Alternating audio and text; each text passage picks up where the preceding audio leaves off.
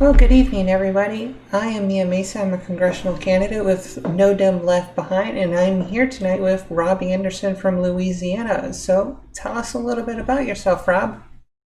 Hi, and thanks, Mia. Yes, as Mia pointed out, we did meet, and we are both part of the No Dems Left Behind Coalition, which is a group of grassroots candidates around the country just competing in rural districts. Mia's got a great race going. I've got a great race going. We have many other great candidates who I think you probably had on your show, or will. Am I right? Yeah, Um, we're going to have more on our show later on after the convention. That's awesome. Yeah, I'm in Southwest Louisiana. Our biggest cities that people outside of our district might have heard of are Lake Charles, Lafayette, and Morgan City. We're west of New Orleans and about 5 minutes east of Texas. We're right here in the heart of country. But there's a lot of people down here that are, here because of family, tradition, the food, the culture. I don't think we vote red or blue based on where we are, but just how the political climate goes. So this year, because I'm an ex-griller, I think we have the best shot of displacing our incumbent Republican congressman that we've had in a long time, because I'm basically a progressive who just, happened to have worked in the drilling field. So, and just wanted to speak for the people. And for once, the corporations aren't running this race down here. Well, at least not on my side. So That's good. we have some good topics to talk about that me and I kind of went over before the show started. So let's get to it. Perfect. Yeah, the closest I've ever gotten down to where you probably live is New Orleans and Harrisburg down there. And then, of course, I was, stationed down there in Biloxi, Mississippi after Katrina happened. So it was kind of a ghost town for a while, but it took a lot of people to make that place turn around and come back. And, I understand a lot of people have decided to come visit New Orleans, and that kind of sparked a big COVID outbreak, and now it's gone away. Has it come back? Is it a hotspot again? New Orleans is not, but actually my part of the district and the rest of the state, Shreveport, Monroe, Lake Charles, Lafayette, all the other cities in Louisiana are really spiking. New Orleans was first hit, as you mentioned, because Mardi Gras is in February, and sure enough, 10 days, 2 weeks later, New Orleans exploded at the same time New York City was nationally early on, beginning of March, when we really realized that COVID had hit our shores and was not theoretical. It wasn't, 7 cases going down to zero, as our president had mentioned, but it was, doubling, tripling every day. And yeah, New Orleans was early on, but we have a great Democratic governor down here, John Bell Edwards, and he actually formed a task force before we even had our first case, when we started hearing reports out of China that COVID was coming. So that task force was formed actually a week before we got our first report from New Orleans. Mardi Gras, we're assuming Mardi Gras. I'm not blaming Mardi Gras, I love it just like anybody else. But then, yeah, we had a big spike early on, and that's when my campaign got underway with the help of some other nonprofits donating PPE to the first responders and to the VA and to the ambulance companies, and all. We got PPE to the healthcare workers who were their hardest hit early on when we began having all these cases, and they had no PPE, no face shields, no masks. So that's what we did. Our initial response after quarantining ourselves for the first 15 days, we went out and donated PPE. And we're getting at it again. And there's not a PPE shortage, but there is a big COVID spike happening down here now in real time. Our ICUs are about full. And Wow. we're only 2 hours east of Houston. I don't know if you know. So Houston is a hot spot. That I-10 corridor comes right by us. New Orleans may be calming down, but we're between two big cities right where I am, right on this corridor.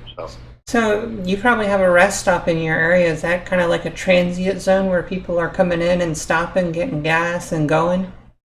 Absolutely, and many of them. When you come I-10 through Lake Charles, Sulphur, Jennings, Lafayette, all the way Baton Rouge, New Orleans, it's all one straight line. And of course, those are where the explosions hit. Yeah. And I try to get my gas local these days, and obviously I observe all precautions. I wear a mask in public. Social distancing. It's become the rule down here. You'll still see people in supermarkets without masks, but their numbers dwindling. And Oh people looking God. wearing a mask has gone away. People know what it's about. They may That's stand on their rights, but they can stand 6 feet away from you while they observe their rights. That's not good at all. Well, out here in Maryland, we're on the I-95 corridor, 5301. So a lot of people have came down here to go to Ocean City to visit our beaches, and that's become a hot spot. We hit 500 cases, and we have our representative who I'm running against, who was like, "We're going to reopen, we're going to reopen, we're going to make those schools reopen," and now, a majority of his counties, 12 of the 24, are starting to become hot spots right before school starts. And, the nurses and everybody else, they're starting to run short on PPE because they gave them to other people because they were like, it's not a hot spot. Down in by DC is, Northern Virginia was, right outside by the Beltway of 495 was. But now, hey, here it is. People are coming to the beach. People are coming to the waterfront. People want a recreation. And they don't know their friends, they don't know their neighbors, but you know what? They assume that it's safe to take off that mask, and I'm like, look, as soon as I walk out that door, I have that mask on, and I say, that's a lifesaver to me to wear it 24/7. I don't know where I saw the source, so I'll consider it anecdotal for this purposes. But I saw a recent number in an article. Again, I don't know the source, but said that groups of 10, it was analyzing your chances of being exposed to. Whether or not you catch it is a separate thing, but in a group of 50 or larger, your chances of being exposed to COVID are now close to 100%. Wow. That's the difference. At 10 people, it's like 1%, and then it's very exponential from there. I wonder what that is compared to like getting struck by lightning or getting crapped on by a bird. It's got to be like you're going to get COVID more than this. Right. So COVID's real and it's everywhere, and there are a lot of carriers. Is what I take from it. Again, this isn't science because they're writing the science as we're living it. And that's the problem. Well, we definitely want people to be safe, and we definitely want people to like join our coalition and be a part of it because we're out there donating our PPE. So join us. Donate NoDumLeftBehind.com, OJEA, and then of course you can follow us at No Dumb Left Behind 2020. And we have like a big announcement coming up that is going to be for after the convention, but we have to hold on to that. We're going to entice you to watch our shows. But the Senate GOP has released their plan. Have you heard about it? Yes, in brief, and the news was not good. Yeah. So let's go over it because my campaign manager kind of gave it to me, and let's just dial it in. It's not a CARES Act. It's not a HEROES Act. It's a HEALS Act, and it's not like. It sounds more like it's from the bottom of your foot where they're going to stomp on you heels than it actually is like to heal and make you feel better. Because basically, instead of you're going to give you like $1,200 check for $7,500 if you make $7,500,000 for individuals, or $155,000 for families. So that's still in there. That's a good thing, right? You might get an extra $500 for each dependent in your family. Okay, that's a little bit less than what it was. And here's the big kick in the chest. This is where the heals come in. Instead of healing, instead of $600 per week, they cut it in 2/3. It's now $200 per week, right? That's just not going to working families. No. And, we're trying to propose things like UBI, so that we can make sure that families that, make under a certain amount per year can get, $500 per month, or, $1,000 per month. This right here is just a smack in the face, is saying that, the GOP doesn't care about the people. What do you think about this? Either that or they're stuck in 1995 with $200 a month. Feed a family of 4, or $200 sorry, even that $200 a week. I mean, we don't live, very, extravagantly, but I think $200 a week is what we spend, for our family of 4. It's just with the prices of groceries these days, that's not much money. And I know people who, fed their families on a lot less. So obviously, this is a short-sighted measure that's going to actively hurt people. This is actively going to have a negative effect. You will absolutely see food banks overwhelmed with people needing to make up that shortfall. People are, they may stop going to the movies because of the pandemic. They may stop, going to bars if you make them, but they still need to eat. They need to eat no matter what. And that's what we're talking about. I think there's probably going to be a lot more food SNAP, whatever the program's called up there. Yeah, it's called WIC. WIC? Yeah, WIC, WIC, and SNAP. Women, infants, and children. Yeah, SNAP. Yeah. We're going to see a lot more people applying for that because the jobs aren't necessarily coming back, no matter what we've heard from mass media, one way or the other. If it recovers 1 million, people think it's a big boost, but we lost 50 million. So we're still at a net loss here. People are going to be hungry. I think the Senate and Congress need to get busy looking out for the American people. As you pointed out, UBI is a great alternative. People who are going to qualify for UBI, whatever plan it is, $500 a month, $1,000 a month, they're not going to stuff it in their mattress. That's money that just goes right back into the local economy. It feeds their family. That's what it honestly does. It will provide rent. It will provide, the power bill, and will allow them to, give them the necessities so that their kids can go to school. Right. And they're planning to go to school soon, I hope. Well, it's certainly the time of year for it. Down here in Louisiana, that'll helps how we're going to reopen. Some districts want to do distance learning only.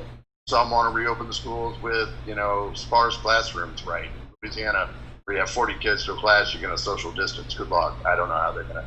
But we can't get together on it. I mean, even the governor is having a tough time because down here we have the Board of Education, kind of a separate autonomous authority, and every individual district funds their schools from local taxes. So there's a reason we're, 49th, 50th in education every year is we do a lot of things wrong.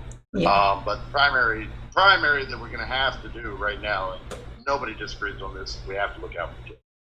Can't send them to get knowingly exposed with no backups, Well, that's a relief. We got a Catholic school up here that's like you're sending your kid to school if you like it or not. Where the private public schools, they're like we're doing 100% virtual. For all the way up until October or November until we feel it's safe for everybody to come in, including our staff and janitors. So some people just don't believe. It's hard to see it when we see the numbers going up, and they were going down, and then they steadied, and now they're going back up. So, gotta make a change. And 4th of July, then everybody started going to beaches and barbecues again. It didn't go away. It's that the curve had been flattening, and then we kind of unflattened it all at once. And luckily, neither of us are from Florida, like poor Adam, where he has to suffer his governor who's trying to set records for new exposures. And my father lives in Florida, and I'm horrified. Yeah. Fortunately, my father, even if he's a Republican, is very intelligent. He's been distancing and staying at home and wearing masks, and he's basically hasn't seen anybody in 6 months except his stepdaughter. So, but I mean, we got 330 million people in this country. Every one of whom seems to have a different opinion of how to treat this. I agree because, I'll tell you this. I went out to the farmers markets. They were doing the right thing. They were wearing the masks. They were doing everything else. But when I was going and seeing the car shows, nobody was wearing a mask. It was like, okay, yeah, you're outside, but you're like right next to each other. It gave me a clear warning to just, pull in, look, and leave. So that was 2 car shows that I clearly avoided that were probably hot spots on Route 50 where I live. But yeah, people are trying to stay active, but they're also doing it the wrong way too. I agree. I mean, this is the first politicized pandemic, for sure. Yeah. I mean, you could, I see somebody without a mask, oh, you're voting for Trump this fall. I see. Okay, gotcha. Good. I hate to do that, but here we are. We're all reacting to our lack of leadership, and we're trying to get our voters and our constituents and our neighbors to do the right thing. And it's for health. It's not. I agree. Well, let's get them to follow us. They can go to No Dem Left Behind, and basically, let's get $1. What do you think? Is $1 fair? I think $1. I mean, there's 12 of us candidates. $1 to our cause. There's probably 100 million that could afford it, and that would help. Hey, $10 is probably better because it gives everybody $1, and then that helps us get more stamps out and everything else. So let's give them 2-3 minutes to get on to the No Dumb Left Behind and sign up and make a donation.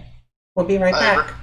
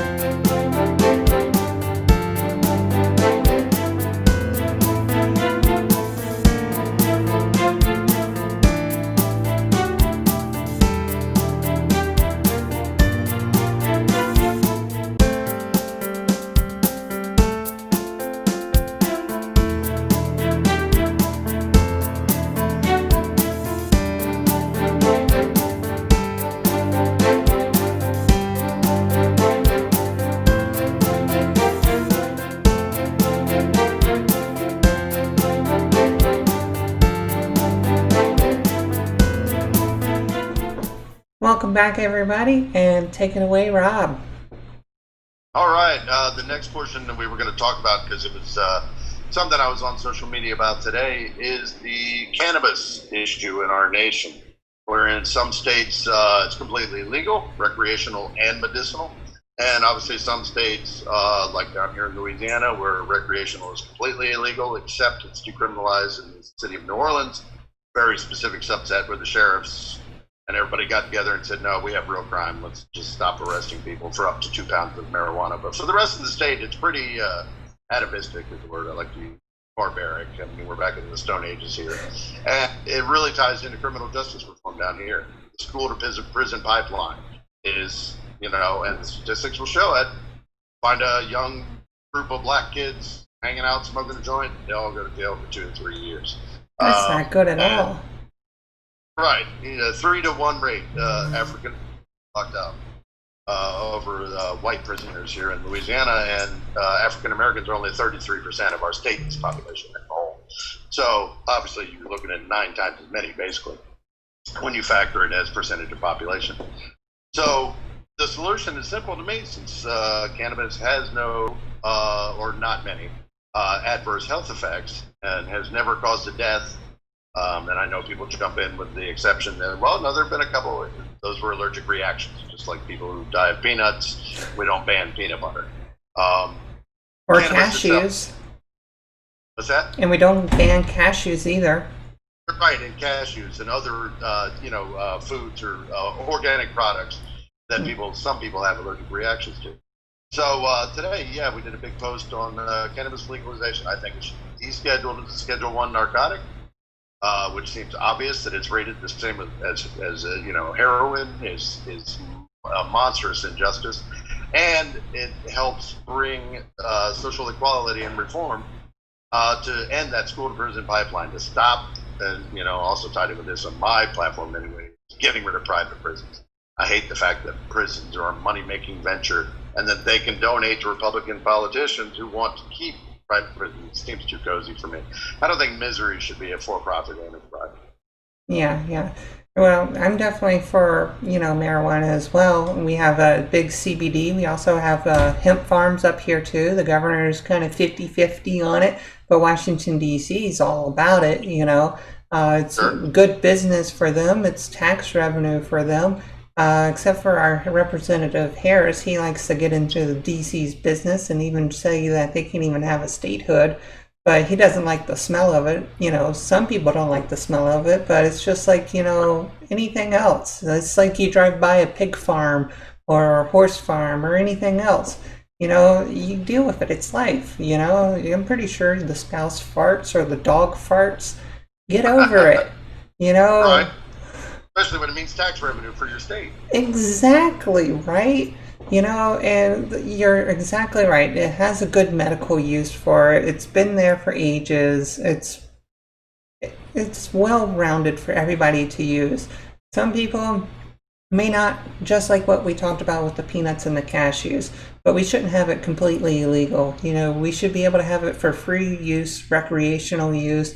We should be able to incentivize it, just like you were talking earlier about somebody donating $420. I think that's a great way to, incentivize, making a donation, especially to our cause. They can go down to No Dem Left Behind and make $4.20 a donation today and support our cause because we believe in that. And I think it would be great. What do you think? Absolutely. And I forgot to even mention where this will mean something especially to you. The reason I first got into this was a veterans group a couple years ago when I first started running. Reach out to me. Specifically, they were pushing then before it had gotten to the legislature the first time. This is 2018. Veterans with PTSD. Yes. It was Louisiana Veterans for Medical Cannabis. Tony Landry, great guy, reached out to me and said, "Hey, I heard you were running in Congress. Would you lend your voice to our cause?" And I said, "Well, of course, yes." And I helped them fundraise, and I started appearing at events for them. And sure enough, it got the legislation. Also down here is the great Kevin Caldwell, who's been pushing for medical cannabis. And there's a lot of us who are just starting to say, there are no deaths. This is not a dangerous drug. Veterans need it because it is proven to help with PTSD. It is you can make true. out of don't like the smell. We can grow hemp. We have these amazing rice and lumber fields here in Louisiana. We can turn it into a textile industry. It's just a no-brainer to me, and so I'll absolutely run on it. People say, "Oh, you just want to break the law?" No, the No. law's wrong. As long as the law is unjust, the law is old. Time to move on. That's what progress means. And we want to help our farmers, number one, and provide them a profitable crop to help a new industry. We might call it Green New Deal, but honestly, Sure. it's providing a lot more resources than we ever had because number one, we cleared those trees and farms to basically plant corn, soy, wheat, tobacco. Now we can just grow hemp and then have all types of other products that are good for medical use, pharmaceutical, and for fire resistance, construction, and plastics. So it's a great opportunity for all of us to be a part of that industry. Yeah, it was like if you could go back in time, would you want to buy Apple on the day it was released in the stock market? Here we are on the verge of a whole brand new industry that could revolutionize our country. Help the environment, help criminal justice, help veterans with PTSD, help anybody with PTSD.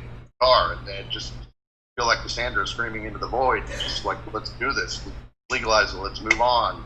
Yeah. But yeah, advocate down here. That And is that's how absolutely true. I'm glad that we got a chance to talk about that because, with Sanders, he's always like, like with the whole Black Lives Matter thing, we've been also talking about like defund the police and stuff. And now we have like the secret police coming into like all of our democratic cities and states. So is that something you're seeing in your area as well? Not as of yet. We have had protests down here, many. I went to a couple myself of the biggest ones. But we had them even in our smallest little towns like Denham Springs, which is like 4,000 to 5,000 people. We had peaceful protests everywhere and never had a bit of violence. I think there was an issue once on a bridge in New Orleans where they closed the highway and people blocked off they shouldn't or something. But I mean, literally no problems.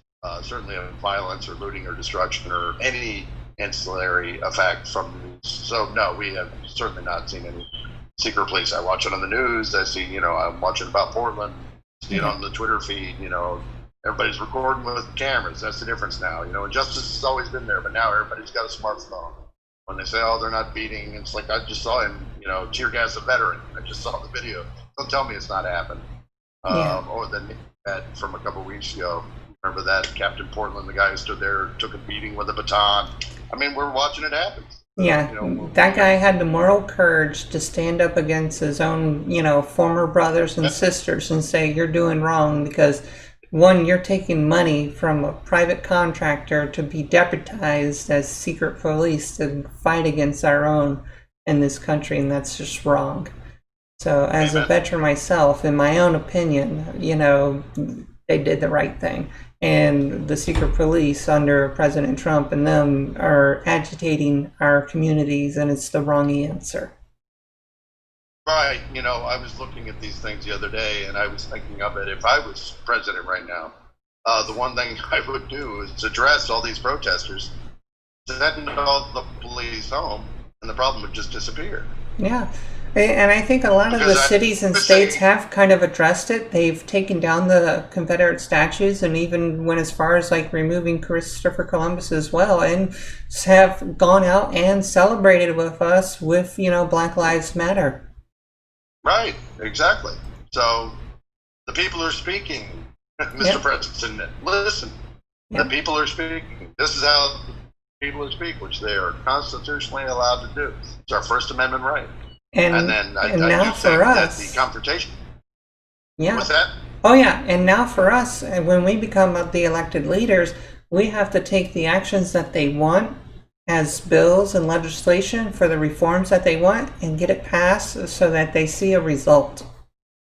Absolutely. And you and I both have the benefit of being able to tell our constituents in our respective districts, wouldn't you like to be on the winning side? Wouldn't you like to be in the majority in the House and actually get something for your district, that bridge that every politician who's been here for the last 20 years has promised? I'll get it replaced for you, because Democrats will actually be getting bills done and hopefully flip the Senate. Fingers crossed on that. Everybody get out and vote this November. Remember, the Senate is just as important. We got to hold the House, we got to flip the Senate, and that probably brings us to what we haven't talked about yet, Joe Biden. Oh, wow.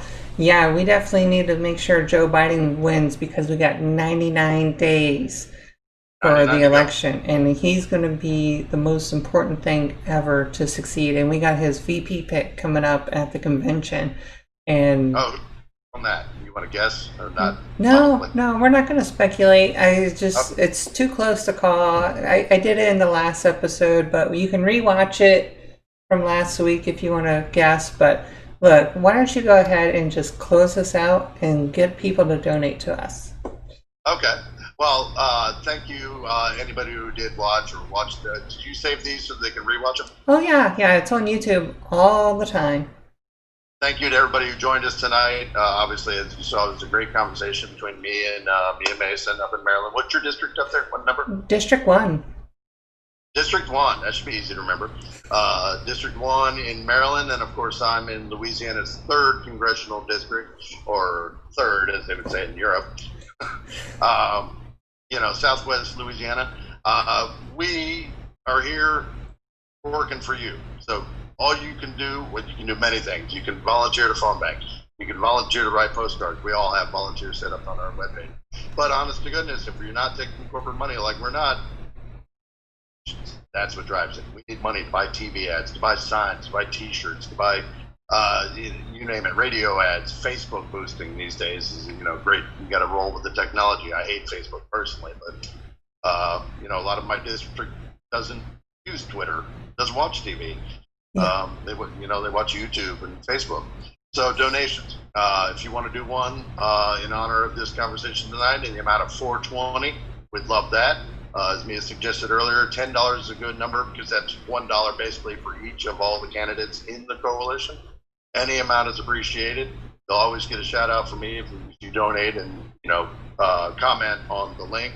I usually try to get to everybody. Obviously, there's a lot of people out there, so I may not get you immediately, but I will. You have my personal thanks, and I'm sure Mia feels the same way. Thank you. Well, everybody can reach me at Mia4MD. How can they reach you, Rob? The biggest audience, obviously, is Rob Anderson 2018 at Rob Anderson 2018 on Twitter. I'm also on Facebook at Rob Anderson for Louisiana, Instagram, whatever, all the big ones. I'm there. The website, of course, is robandersonforcongress.com. Okay, and the best way for everybody to enjoy us is through No Dem Left Behind, our coalition of rural candidates across the entire nation. Thank you. Which is at NDLB 2020 on Twitter. That is correct. Follow us on Twitter, Instagram, and Facebook. Thank you, and have a good night. Good night, y'all.